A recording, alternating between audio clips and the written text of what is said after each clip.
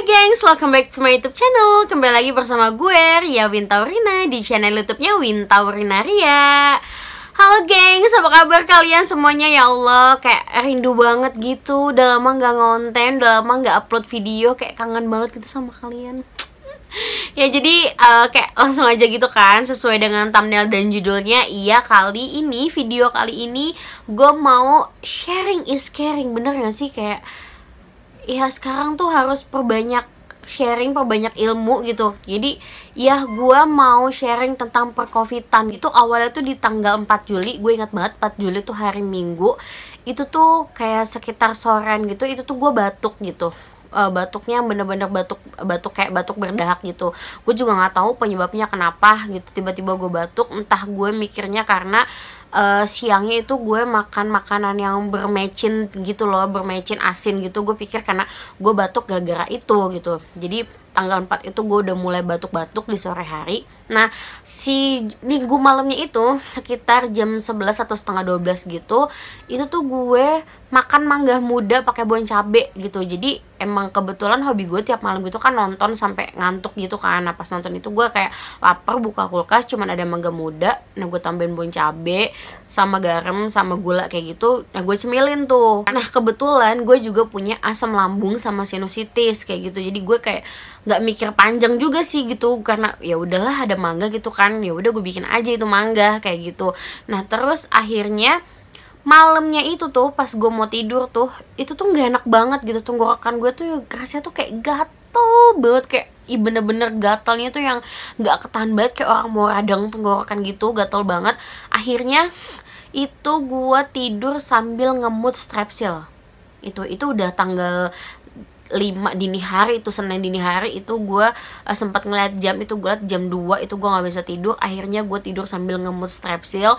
Nah, subuhnya gue bangun untuk sholat subuh, gue ngambil wudhu, itu tiba-tiba gue muntah, kayak mual gitu, rasa perut gue tuh mual gitu. Terus gue muntah.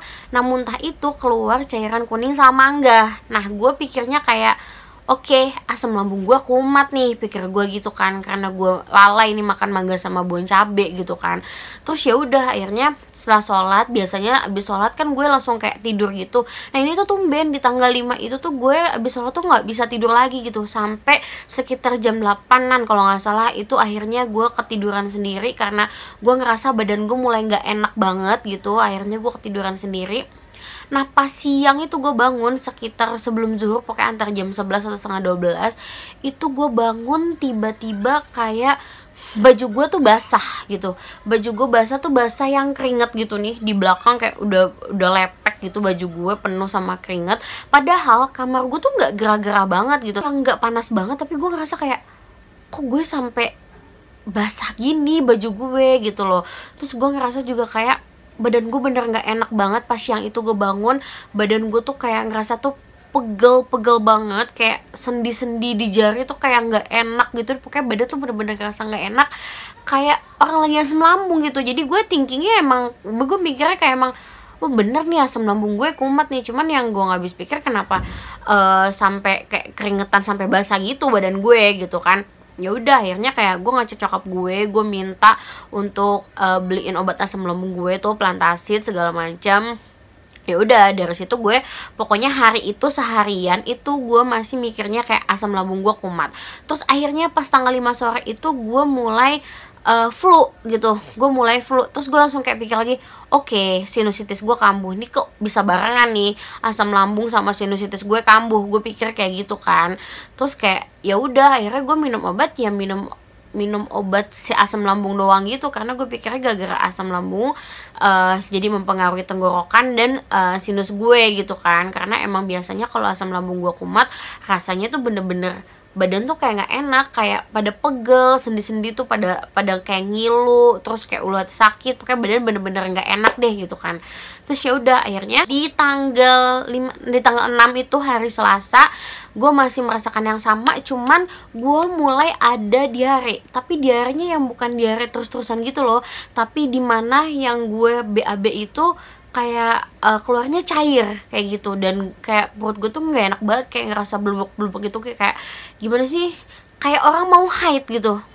Buat cowok-cowok yang nonton video ini, kayak mules kali gitu ya, kayak mules makan pedesan gitu, kayak perutnya tuh ngerasa nggak enak, kayak bergejolak gitulah perutnya gitu, nggak enak banget.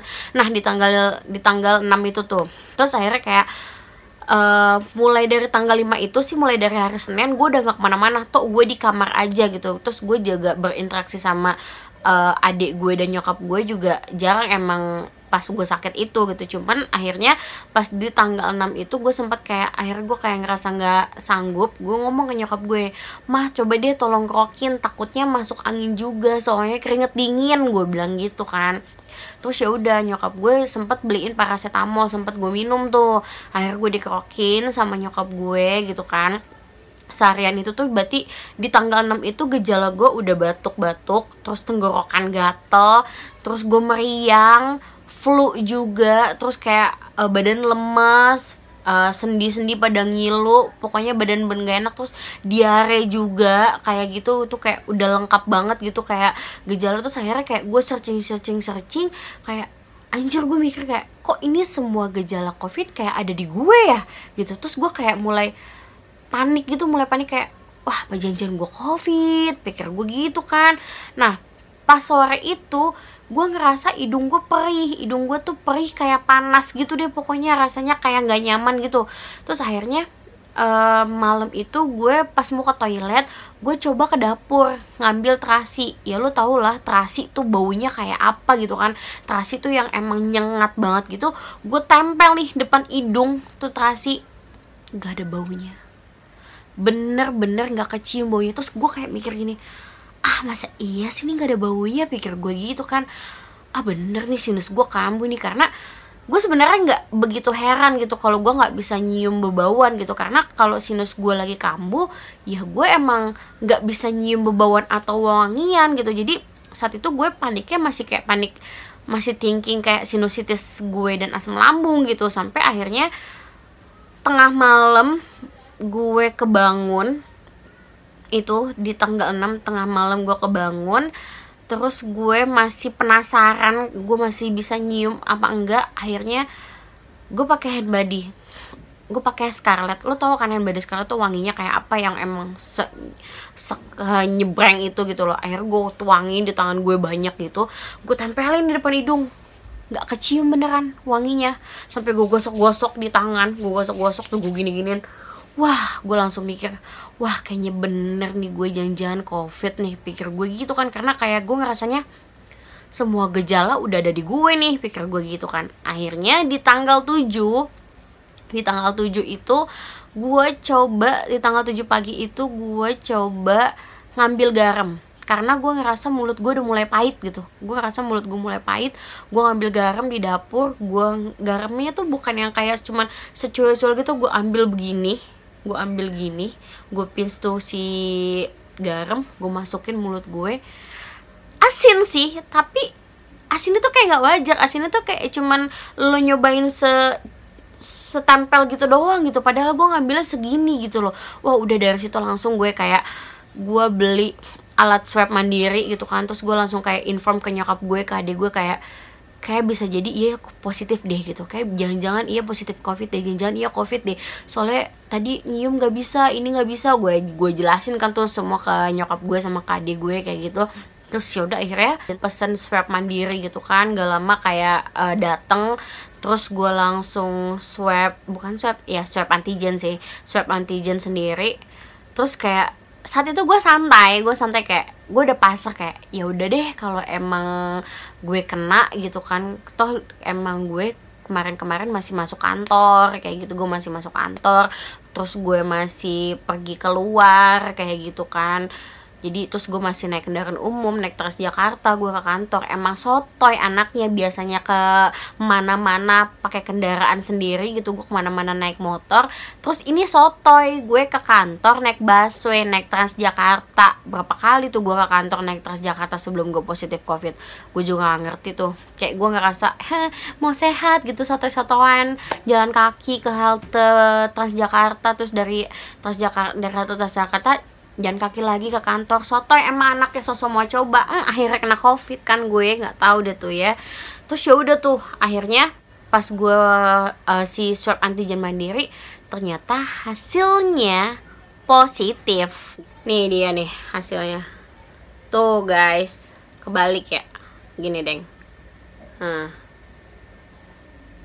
Beneran 2, dan garis 2-nya ini tuh beneran yang ngejreng banget gitu loh. Akhirnya gue langsung kayak gue beli 3 gitu kan buat adik gue sama nyokap gue. Langsung kayak buruan deh ke rumah gitu. Gue ngechat nyokap gue gitu kan. Dan emang gue kebetulan sama nyokap gue tinggalnya tuh serumah, tapi nyokap gue jarang di rumah. Jadi nyokap gue punya rumah lagi gitu lah. Jadi gue di rumah cuman emang berdua doang sama adik gue gitu. Jadi cuman karena nyokap gue sempet ngerokin gue kan, jadi gue worry gitu. Akhirnya nyokap gue suruh swab antigen juga gitu. Dan alhamdulillahnya adik gue sama nyokap gue tuh negatif, cuman gue yang positif. Dan pas gue ngeliat ini nih, pas abis ini gue liat, gue tungguin, terus 2 garis gitu kan, gue ngakak, sumpah bener kayak ya, kayak gitu. Ekspresi gue pertama kali kayak gitu. Ya, gue positif gitu kan, kayak ya udahlah mau gimana gitu kan, kayak gue udah punya firasat banget gitu dari kemarin, kayak gue bakalan positif nih, gue kayak positif nih, ya udahlah gitu kan. Ya udah, akhirnya pas mulai dari situ gue bener-bener yang nggak keluar kamar sama sekali, toh di kamar aja gitu kan. Langsung dari situ besokannya di tanggal 8-nya itu gue PCR gitu. Gue PCR, akhirnya dinyatakan hasil PCR gue positif. Terus kayak orang yang ngontrol gue, kebetulan gue waktu itu PCR-nya di puskesmas gitu, karena dekat dari rumah gue. Ya udah, gue PCR di puskesmas karena emang teman-teman gue nyaranin udah di puskesmas aja, bla bla bla.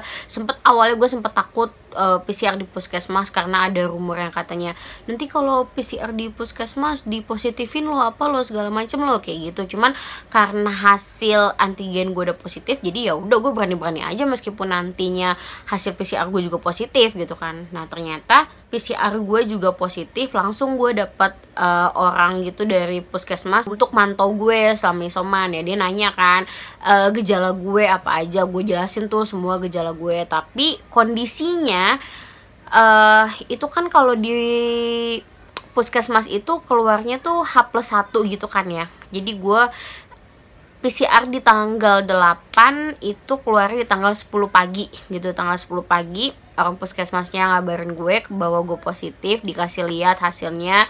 Terus CT gue saat itu 26 gitu. Alhamdulillahnya nggak rendah-rendah banget gitu. Terus akhirnya orang yang mantau gue itu yang dari puskesmas dibilang gejalanya saat ini apa aja. Nah pas di tanggal 10 itu tuh gue gejalanya udah cuman tinggal batuk, mual saat itu. Bentar, gue lupa, gue nyatet.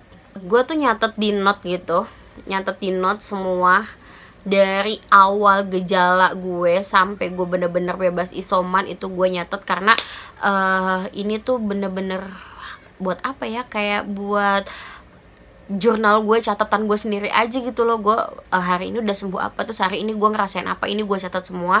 Nah di tanggal 10 itu tuh gue udah ngerasa baik banget. Kata diare gue udah enggak, BAB juga udah normal. Terus pusing cuman kayak sesekali aja. Flu dan batuknya itu masih, batuk itu yang batuk berdahak. Terus mual juga udah mulai berkurang gitu kan. Terus pokoknya gue ngerasa udah agak baikan aja di tanggal 10, meskipun masih ada beberapa gejala kayak gitu kan. Nah terus beberapa hari sebelumnya tuh emang gue kalau malam tuh nggak bisa tidur, kayak bawaannya tuh gelisah gitu loh. Terus kayak dada gue deg-degan tapi bukan yang nyesek gitu. Nah terus gue nggak tahu deh tuh ya, akhirnya gue jelasin kan tuh semua ke si yang mantau gue dari si puskesmas gitu kan. Terus ditanya juga di rumah tinggalnya sama siapa, ya gue jelasin gue di rumah tinggal cuman sama adik gue gitu. Nah, terus ternyata adik gue juga wajib PCR gitu kan, wajib PCR juga. Nah terus akhirnya ya udah besokannya adik gue PCR.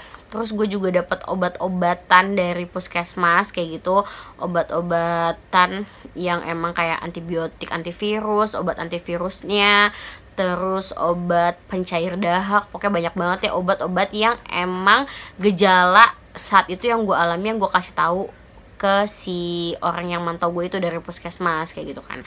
Terus gue tanya, gue harus isoman berapa lama nih mbak, gue bilang gitu. Terus kata dia, gue harus isoman 14 hari karena ada gejala. Ya gue jelasin mulai dari tanggal 5 itu gue udah gak kemana-mana, gue bilang itu. Terus kata dia, Iya, tapi hitungan isoman itu dari keluar gejala ya. Terus gue bilang gejala itu keluar di tanggal 4, tapi di tanggal 4 itu saya masih interaksi mbak sama adik saya, sama orang tua saya, gue gituin kan. Jadi saya bener-bener mulai isoman itu di tanggal 5 dan 6, gue bilang gitu. Terus kata dia, ya udah berarti saya hitungnya mulai isomannya per tanggal 5 ya mbak, kata dia gitu kan. Terus ya udah gue ikutin aja dong per tanggal 5. Terus ya udah akhirnya kayak tiap hari semakin baik, kayak alhamdulillah banget gue dapet support system yang emang dahsyat banget gitu. Kayak sebelumnya tuh gue nggak pernah ngepost positif covid gitu kan, kayak sosial media lah. Kalau gue tuh positif covid, gue cuman kasih tahu teman-teman terdekat gue aja yang emang mungkin abis ketemu gue atau segala macem kayak gitu kan. Terus dari puskesmas juga tracking gue gitu selama 14 hari terakhir gue kemana aja ya gue jelasin. Gue cuman ke kantor, terus gue naik kendaraan umum kayak gitu. Emang gue sempat ke mall juga untuk belanja gitu, di supermarket kayak gitu kan. Terus ya udah, jadi nggak tahu gue dari mana gitu, karena si orang puskesmasnya bilang virus yang varian baru ini katanya emang nyerangnya tuh cepet banget, dan masa inkubasinya itu juga cepet, kayak cuman 5-6 hari kayak gitu masa inkubasinya juga cepet. Jadi gue nggak bisa dengan sangat detail trackingnya gitu, gue kenanya di mana kayak gitu. Terus ya udah akhirnya selama masa isoman itu kayak tadi tuh yang gue bilang, gue thank you banget sih sama teman-teman support system gue gitu, yang kayak udah ngirimin makanan, terus kayak ada yang tiap hari video call gue sekedar nanyain kabar, atau kayak ngajakin ngobrol, ngajakin gosip, ngajakin bercanda kayak gitu. Tapi alhamdulillahnya banget gitu, selama isoman emang kebetulan anaknya gue tuh bukan tipe anak yang apa-apa tuh dibawa stres gitu loh, apa-apa tuh dibawa pikir yang berlebihan gitu, enggak. Jadi selama masa isoman ya gue enjoy aja gitu, enjoy aja. Kerjaan gue cuman main handphone, nonton TV, nggak nonton TV, nonton laptop, nonton film kayak gitu-gitu aja. Jadi kayak ya udah gitu. Gue kayak thank you banget, terima kasih banget teman-teman yang kayak ada yang ngirimin makanan, ada yang ngirimin snack, kayak cuma sekedar nanya udah makan malam belum, udah apa belum, segala macam. Terus mereka tiba-tiba ada ngirimin makanan, sampai ada temen gue dia bener-bener ngirimin itu air kelapa sama kelapa-kelapanya, terus dijamuan segala macam. Kayak oh my god, kayak I'm blessed, kayak ya ampun, gue senang banget punya teman-teman yang emang peduli sama gue, yang ada buat gue tuh bukan di saat senang doang, ternyata di saat gue susah juga banyak teman-teman yang care sama gue kayak gitu, yang video call tiap hari, yang nelponin sekedar nanya kabar, atau ngajakin gue bercanda biar gue nggak pusing, biar gue nggak bete, nggak segala macem lah. Kayak gue senang banget. Terima kasih sekali lagi untuk teman-temanku yang nggak bisa gue sebutin satu persatu, tapi kalian luar biasa, kalian thank you banget gitu. Kayak gue gak tahu harus balasnya kayak gimana. Bahkan ada juga temen gue, dia juga positif gitu, tapi dia sempetin juga nelpon gue, nanyain kabar gue, terus dia juga ngirimin makanan ke gue. Ya ampun, thank you loh, makasih kayak gitu. Dan akhirnya setelah 10 hari isoman, gue udah membaik, gue udah gak merasakan gejala apapun kayak gitu. Cuman batuknya aja yang emang masih banget ngeganggu. Batuknya tuh yang batuk berdahak, yang gatel banget gitu loh si tenggorokan ini gitu, bener-bener gak enak banget.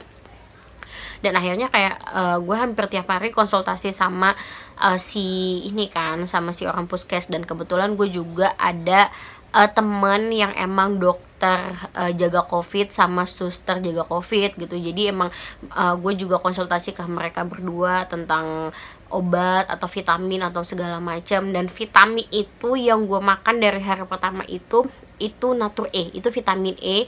Gue pakai Natur E yang IU 300, terus gue pakai vitamin C yang 500 karena gue punya asam lambung. Jadi gue nggak berani minum vitamin C tinggi-tinggi karena itu bisa merusak lambung gue gitu, yang udah rusak bisa tambah rusak. Jadi gue minum vitamin C nya itu yang 500, terus ditambah vitamin D3.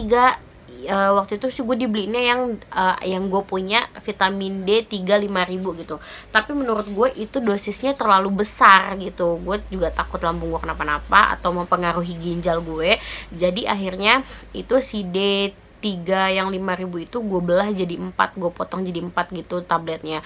Jadi gue minum itu, selebihnya gue minum obat yang dari rumah sakit itu. Tapi obat yang bukan dari rumah sakit, dari puskesmas. Tapi obat yang dari puskesmas itu tuh obatnya cuman kayak buat 5 hari gitu. Tapi setelah minum obat itu gue bener-bener membaik semuanya, tinggal batuknya aja sih. Akhirnya adik gue juga hasil PCR-nya ternyata dinyatakan positif, dia OTG gitu kan. Akhirnya dia juga isoman, akhirnya gue berdua di rumah isoman. Tapi meskipun gue sama-sama isoman sama adik gue, sama-sama positif, tapi kita di rumah nggak saling ketemu gitu. Jadi kalau gue mau ke kamar mandi, kayak gue ngasih tahu, gue ada kode gitu lah, gue ngetok pintu kamar gitu, terus gue teriak, jangan keluar, gue mau keluar, atau misalkan ngechat atau nelfon, gue mau kamar mandi gitu. Jadi sebisa mungkin meskipun gue satu rumah sama adik gue gitu, meskipun kita sama-sama positif, tapi kita seminimalisir mungkin gak ketemu gitulah. Karena kan adik gue OTG juga, OTG doang gitu maksudnya. Jadi takutnya kalau yang OTG ketemu sama gue, dia takutnya dia nanti jadi ada gejala atau apa gitu. Jadi sebisa mungkin kita gak ketemu. Kalau dia ke toilet, ya gue masuk kamar mandi. Terus sesudah gue keluar, adik gue pasti semprot semuanya tuh kayak toilet, depan pintu gue, terus rumah yang pokoknya yang gue lewatin pasti disemprot disinfektan sama dia kayak gitu. Dia yang menjaga gue selama gue isoman kayak gitu. Terus nyokap gue juga nggak ke rumah-rumah, pokoknya dari semenjak gue isoman itu kayak dia ngasih makanan ya cuman ngasih aja, taro kayak gitu sih. Terus juga kayak keluarga gue, tante gue apa kayak gitu ngasih makanan aja di depan pintu, di tangga, abis itu mereka pergi kayak gitu sih. Terus akhirnya karena adik gue cuman OTG, nah dia cuman isoman 10 hari kayak gitu. Nah akhirnya di tanggal 18 si orang puskesmas itu kasih nanya ke gue. Nah di tanggal 14 itu gue udah bener-bener nggak ngerasain gejala sama sekali, cuman batuk yang sesekali aja kayak gitu. Cuman itu gue malam masih nggak bisa tidur, nggak tahu kenapa setiap malam itu kayak batuknya muncul, tapi di siang itu nggak muncul, di malam tuh batuknya muncul. Kayak akhirnya gue konsultasi gitu kan sama si orang puskes dan beberapa teman gue yang gue bilang tadi itu, katanya memang itu kayak efeknya aja gitu loh. Jadi itu tuh batuk-batuk setelah isoman itu, jadi katanya itu memang udah jadi batuk biasa gitu loh, tapi udah nggak ada virusnya dan udah tidak menularkan gitu. Jadi kata si orang puskesnya juga dan beberapa kayak dokter-dokter yang memang menangani COVID yang gue cari tahu di infonya di YouTube atau di Instagram atau di Twitter kayak gitu. Jadi emang masa inkubasi virusnya itu kan 10 sampai 14 hari kalau udah dinyatakan positif gitu kan. Nah, jadi dalam jangka waktu itu ya virusnya itu udah mati gitu. Jadi kalau memang masih ada batuk sesekali yang emang nggak parah, nah itu memang efek abis setelahnya aja, ibarat kata kayak masa recovery-nya gitu loh. Kayak gitu. Jadi emang itu jatuhnya batuk biasa dan udah nggak ada virusnya dan tidak menularkan virus gitu. Cuman kalau bisa ya tetap menggunakan masker gitu.